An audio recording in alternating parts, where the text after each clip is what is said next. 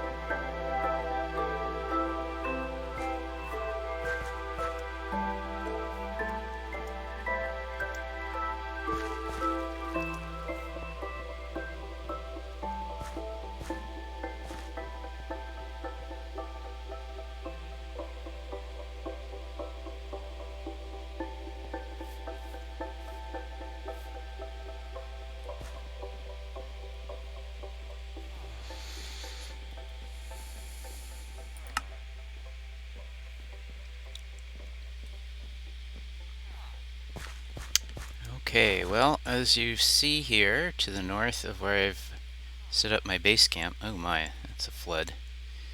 There's a modest-sized village, so that will be handy. Let me go back to my base. So what this series is going to be based on, obviously, is Minecraft. I thought I would break it down a little bit for those of you who may not be familiar with modded Minecraft or some of the earlier versions. So this is going to be modded Minecraft. This is actually a modpack that I'm playing. It is Minecraft 1.7. Yes, it is 2022, and I am playing Minecraft 1.7. The current release is the Caves and Cliffs Part 2 update 1.18. Now, why am I playing this? Well, when you play modded Minecraft, the mods are created by people who have the time to create them, and sometimes they have the time, they can update their mod as new versions come out, and sometimes they can't.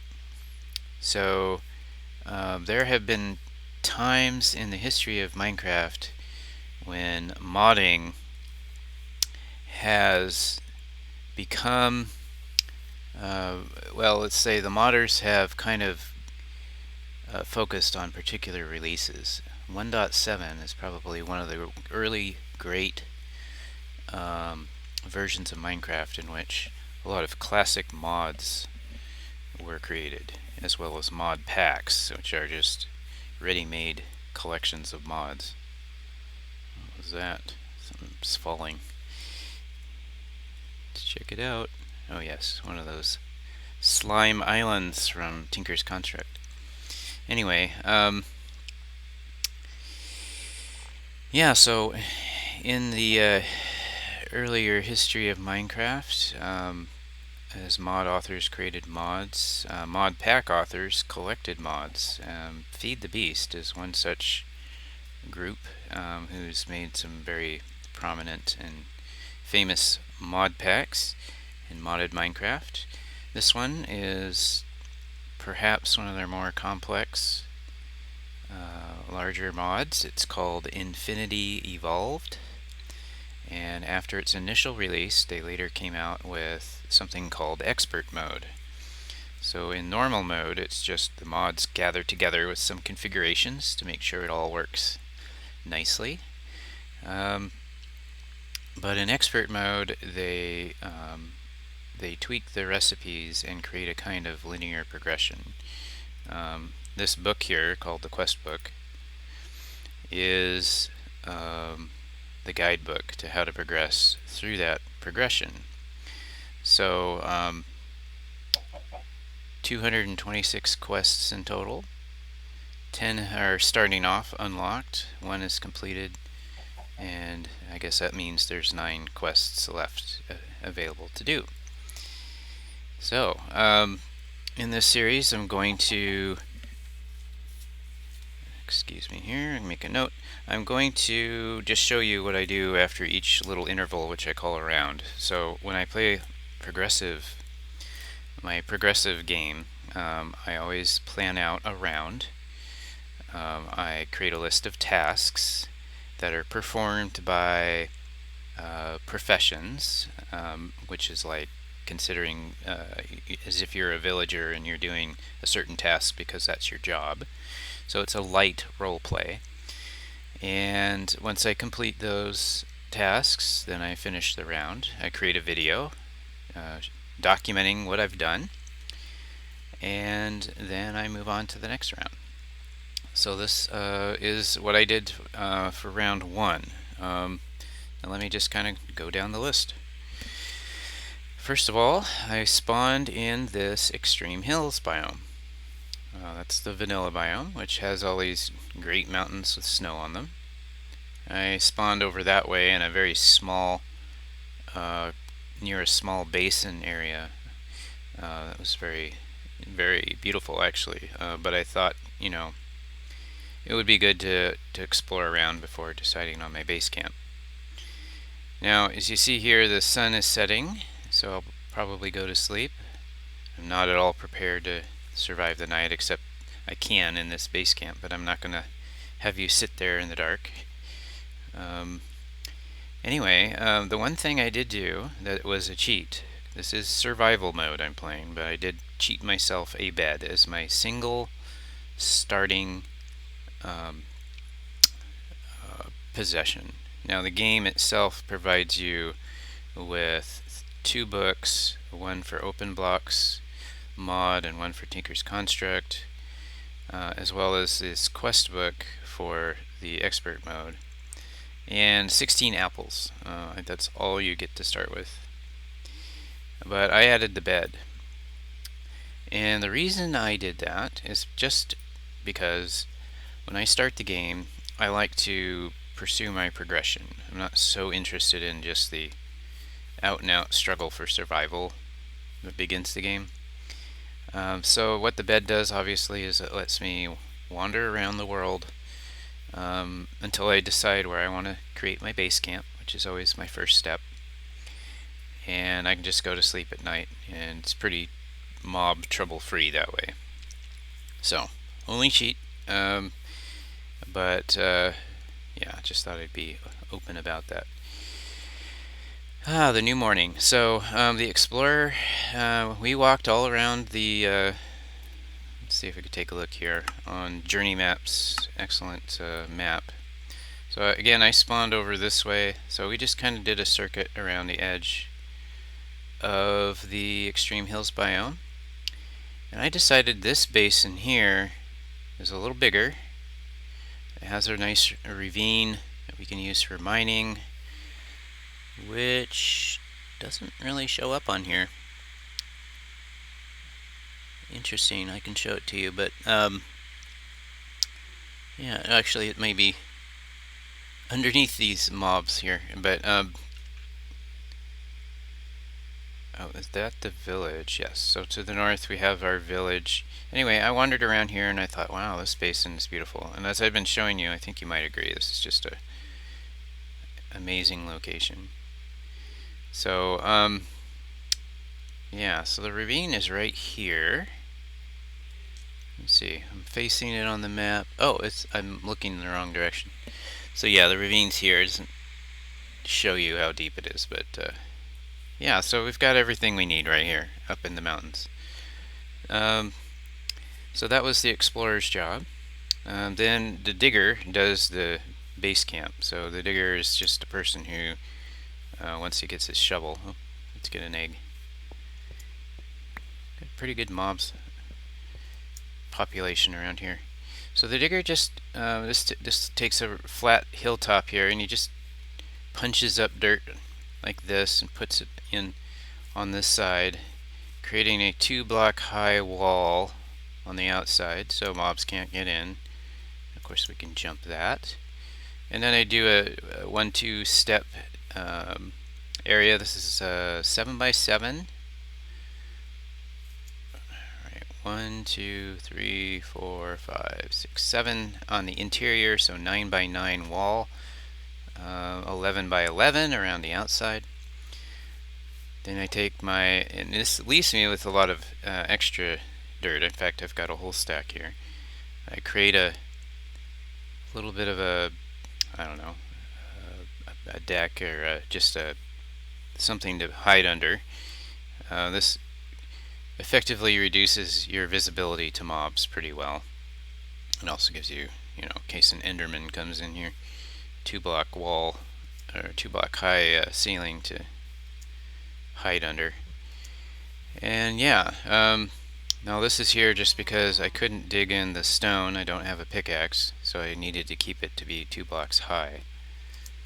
So that's what the digger does. And as any raw material resource that I collect, like dirt, if I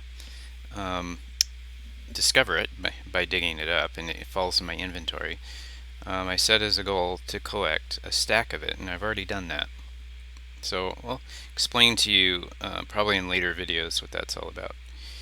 But collecting a stack of raw materials is one of my frequent goals in this game. It's part of the progression. Alright, well, actually that's everything that I did in the world. And at the end of each round I do research. So I take all the items that I've discovered, add them to a list. I use Google Sheets. You could use Microsoft Excel. A spreadsheet program is probably the best way to go. And make a list. And then I ensure that I examine each material I find, figure out how I can get more of that material, and also set as a goal, as I said earlier, collecting a stack of that. So probably the next round I'm going to choose a tree, or maybe 2. I'm going to plant one, and it's going to be the start of my own tree farm, which I call a grove. And let's see, this is a eucalyptus from Natura. So if I planted that tree and then harvested it, my early goal would be to collect a stack of that, of the wood. Also the saplings and the leaves. Now I can punch wood, so I can maybe earn the goal of getting a stack of that. So why do I do that? Well, again, it's part of the progression. It makes it so that I want to create and build farms to build on the landscape. And that helps me to develop what I call a mega build, which would be an extended series of builds that link all together into one great work. And that's kind of my goal of this progressive Let's Play, is to do a mega build by doing little builds until they accumulate into something big. So, yeah, and after getting a stack of a given resource, then I can start researching the recipes. So if you go, actually, why can't I do this? You can use, in this mod pack, NEI, and if you click on things, it will show you their recipes. Oh, no, I just cheated in something. Let's see, if I hit the R key, does that work? Yes, okay. I will dispose of that cobblestone. But anyway, it shows you what you can craft from it. And then I think if you hit the U key, it shows you all the things that you can craft. I'm sorry, the R key shows you the recipes for how to make that item, and the U key shows you what you can use that item to make, so stone stairs, etc. Anyway, let's see, why don't we just toss this here? What is that? Control Q? Yes, and I'll just avoid picking that up.